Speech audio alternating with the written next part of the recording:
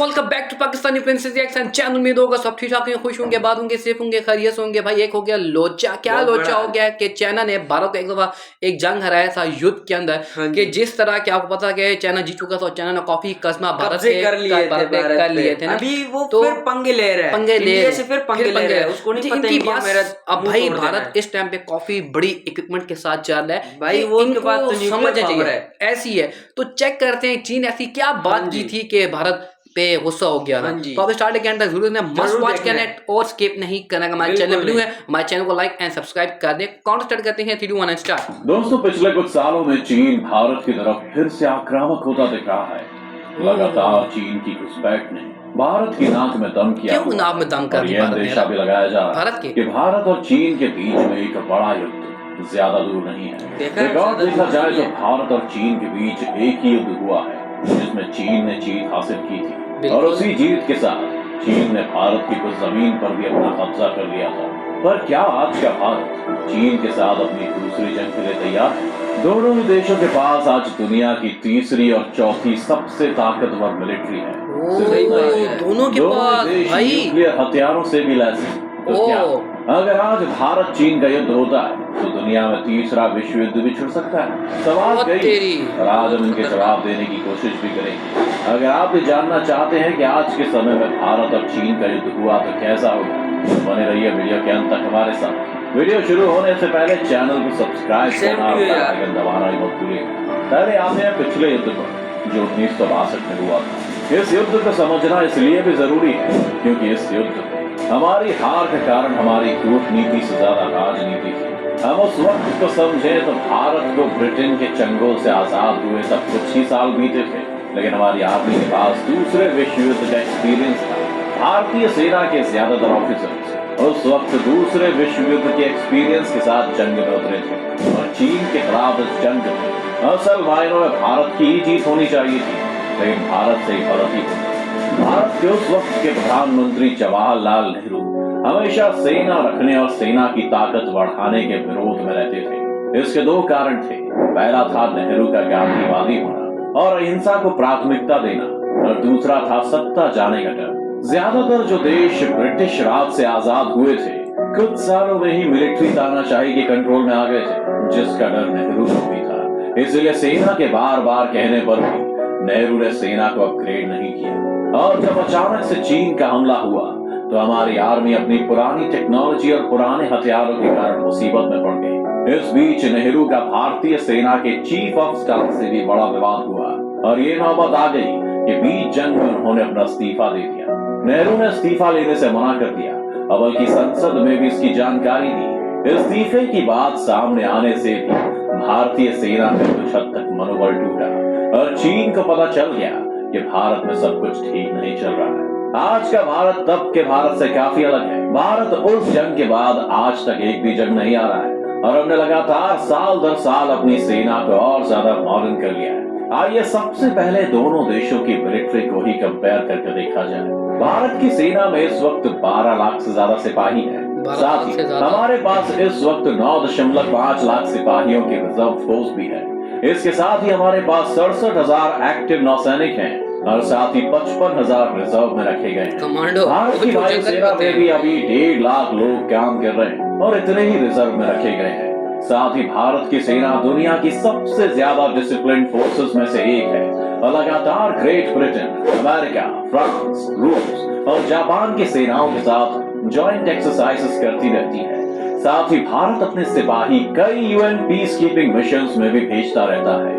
वहीं चीन के पास इस वक्त जवाब में 20 लाख से ज्यादा सिपाही है, और 5 लाख सिपाही अलग से रिजर्व में रखे गए हैं। चीन की सेना में नौसेना और वायुसेना के अलावा 2 अलग ब्रांचेस भी हैं, जैसे कि रॉकेट फोर्स और स्ट्रेटेजिक असॉल्ट फोर्स। जहां रॉकेट फोर्स के नाम से ही उनका काम स्पष्ट हो जाता है। स्ट्रेटेजिक असॉल्ट फोर्स को अभी 2015 में स्टैब्लिश किया गया है, जिसका काम साइबर हमले करना और आने वाले वक्त में स्पेस वॉरफेयर में योगदान देने का है। चीन के पास देखा जाए तो संख्या बल में भारत से ज्यादा सैनिक है, लेकिन उनके ट्रेनिंग और मिलिट्री वॉरफेयर के तरीके कई सालों से अपडेट नहीं हुए। इसलिए आपने देखा होगा कि चीन आज भी अमेरिका जैसे देशों को इकोनॉमी के बल पर आंख दिखाता है, अपनी सेना के दम पर। चीन ने पिछले कुछ सालों में जितनी भी ग्रोथ की है उसमें ज्यादातर हिस्सा उनकी नेवी का है। चीन इस वक्त मिलिट्री स्पेंडिंग में भारत से कहीं आगे है। जहां भारत का कुल डिफेंस बजट इस वक्त $74 बिलियन के करीब है, वहीं चीन इस वक्त भारत से लगभग 3 गुना ज्यादा खर्च करते हुए $261 बिलियन के बड़े डिफेंस बजट से लैस है। चीन के पास इस वक्त 3200 टैंक्स है, जिसके जवाब में भारत के पास 4200 टैंक्स है। लेकिन चीन आर्मर्ड व्हीकल्स की रेस में हमसे कहीं आगे है। जहां भारत के पास इस वक्त 8600 आर्म्ड व्हीकल्स हैं, वहीं चीन के पास इसके 33,000 से भी ज्यादा आर्म्ड व्हीकल्स हैं, जिसके साथ साथ उनके पास भारत से 10 गुना ज्यादा रॉकेट लॉन्चर्स भी हैं। चीन के पास हवा में भी काफी एडवांटेज है और भारत के 2123 एयरक्राफ्ट के मुकाबले चीन के पास 3200 5th जनरेशन एयरक्राफ्ट हैं। चीन के पास इस वक्त 507 एक्टिव मिलिट्री एयरपोर्ट्स हैं, जबकि भारत के पास केवल 346 है। चीन की नेवी भी हमसे इक्विपमेंट और शिप्स के मामले में काफी बड़ी है, लेकिन भारत को घबराने की जरूरत नहीं है। टेक्नोलॉजी और सिपाहियों के मामले में तो भारत पिछड़ता हुआ दिखता ही है, लेकिन भारत के पास इस वक्त अमेरिका और जापान जैसे देशों का साथ है जो चीन के बड़े चीन के 2 मेजर साथी हैं जो भारत के खिलाफ जंग में उनके काम आ सकते हैं, रूस और पाकिस्तान। रूस के साथ भारत ने हाल में फिर से रिश्ते अच्छे कर लिए हैं और यहाँ तक कि रूस के मुश्किल वक्त में भारत ने वहां $100 करोड़ निवेश करने की बात भी कही है, जिस वजह से लगभग ये तय है कि अगर भारत से कोई जंग होती है तो रूस या तो भारत का साथ देगा या चुप बैठ जाएगा। इसके साथ ही पाकिस्तान अभी भी भारत की परछाई से पूरी तरह बाहर नहीं आया है और अगर वक्त आने पर अमेरिका ने जंग में दखल दिया तो पाकिस्तान भी खुलकर इस जंग का हिस्सा नहीं बन पाएगा। दूसरी ओर अमेरिका लगातार चीन से चिढ़ा हुआ है और चीन से जंग का एक बहाना चाहिए, जिस कारण भारत को अमेरिका के साथ मिलना लगभग तय है। अमेरिका और जापान के अलावा हमने इजराइल से भी अच्छे संबंध बनाए हैं, जो हथियारों की सप्लाई से लेकर किसी साइबर अटैक के वक्त भारत की कई स्तर पर मदद कर सकते हैं। भारत के पास जो एक और एडवांटेज है वो है चीन की इकोनॉमी। चीन की इकोनॉमी के लिए जरूरी है कि वो दुनिया भर तक अपना सामान पहुंचाता रहे, लेकिन चीन के ज्यादातर शिप्स इंडियन ओशियन के रास्ते से बाकी देशों में पहुंचते हैं। अगर जंग की स्थिति में भारत इन शिप्स को अपने यहाँ से निकलने से रोक दे तो चीन भारत की तट से इतना दूर है कि उसकी नेवी इस बारे में कुछ भी नहीं कर पाएगी और जैसे ही चीन का व्यापार बंद होगा उसे मजबूरन जंग रोकनी पड़ेगी। यानी कि अगर भारत सिर्फ खुद को अच्छे से डिफेंड कर ले और चीन के व्यापार को रोक दे तो चीन खुद ब खुद ही घुटनों पर आ जाएगा। एक आखिरी खतरा जो हमें हो सकता है वह है न्यूक्लियर हथियारों का। इस बात से फर्क नहीं पड़ता कि किस देश के पास कितने हथियार हैं, क्योंकि न्यूक्लियर वॉर का मतलब सिर्फ 2 देशों की तबाही है। लेकिन हमारे लिए अच्छी खबर यह है कि भारत और चीन दोनों की नो फर्स्ट स्ट्राइक पॉलिसी है, यानी जब तक सामने वाला देश न्यूक्लियर हथियारों का इस्तेमाल नहीं करेगा तब तक ये दोनों देश भी नहीं करेंगे। जिस कारण अगर भारत और चीन के बीच में कोई युद्ध होता है तो अनुमान यही है कि वो न्यूक्लियर जंग का रूप नहीं लेगा। चीन जानता है कि वर्तमान समय में वो भारत को जंग में नहीं हरा सकता, इसीलिए वो घुसपैठ और दूसरे देशों में मिलिट्री बेस बनाने के कामों में लगा हुआ है। लेकिन हमारी 72 सेना भी उसे मुंह तोड़ जवाब देने में पूरी तरह सक्षम है। आपको क्या लगता है, अगर इन दोनों देशों में जंग होती है तो आखिर कौन जीतेगा? अपने विचार हमें कमेंट में बताएं। हाँ, वो कमेंट करते हैं भाई। जिस तरह भी आपने देखा है कि चीन भारत को नहीं हरा सकता, हकीकत भाई आपको बताऊं, क्योंकि भारत के पास काफ़ी न्यूक्लियर बम्स हैं। अगर एक न्यूक्लियर बम अगर मिसाइल फेंका जाता है चीन के साथ काफ़ी ममालिक है, पाकिस्तान लगता है, सोरिया है, अफगानिस्तान है, तो वो चुप करके फिनिश। बट मैं जो वीडियो वॉच करके देखा है, मुझे जो नॉलेज आई है भाई, जो एक्सपीरियंस बढ़ा है मेरा, कि भाई जो टेक्नोलॉजी भारत के पास है वो चीन के पास भी है।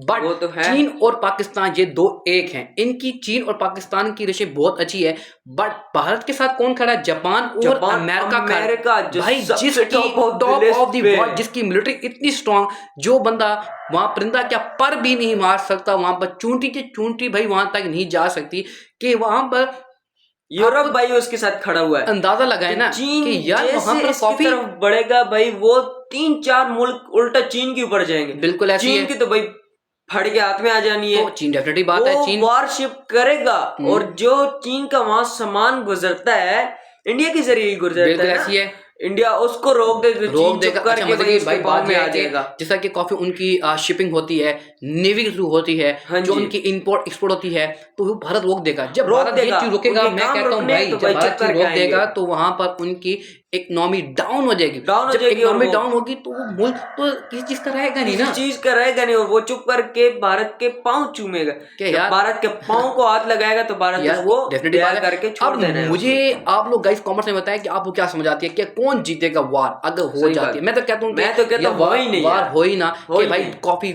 मुल्क के नुकसान हो नुकसान हो जाएंगे। जाएगा, हालात खराब हो जाएंगे। तो आई होप हमारे साथ बैठ कर आपने जरूर एंजॉय किया। आपसे रिक्वेस्ट है कि हमारी एक यूट्यूब चैनल कैसा बन जाए। जब आप लाइक एंड सब्सक्राइब करते हैं तो हमारा दिल मोटिवेट हो जाता है, कि हम खुश हो जाता है कि हम इस पे मजीद रिसर्च करके वीडियोस वगैरह बनाए गए। मिलते हैं नेक्स्ट वीडियो में। जय हिंद।